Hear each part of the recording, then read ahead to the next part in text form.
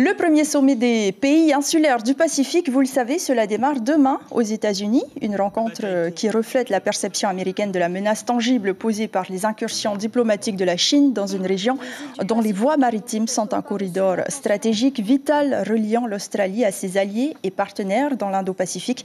Alors, vue de Chine, en quoi la Polynésie est-elle stratégique pour le maintien de la paix, Arnaud Miguet? Oui, bonjour Agatha, il y a clairement une lutte d'influence et c'est affiché. Pékin lorgne de plus en plus sur les îles du Pacifique. On l'a vu avec les îles Salomon. La Polynésie française n'est pas une exception. Le Pacifique, c'est un enjeu économique, une ressource incroyable pour la pêche, des ressources minières, mais aussi un enjeu stratégique et militaire. La Chine veut y établir des infrastructures et des ports, notamment pour sa marine.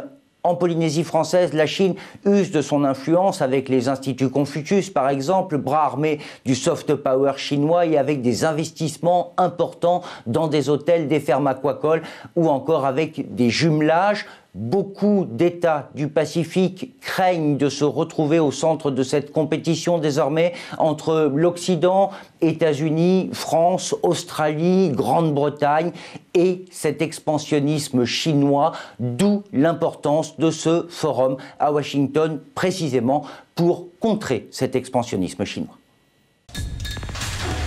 L'information en continu sur Polynésie la première, Internet et réseaux sociaux.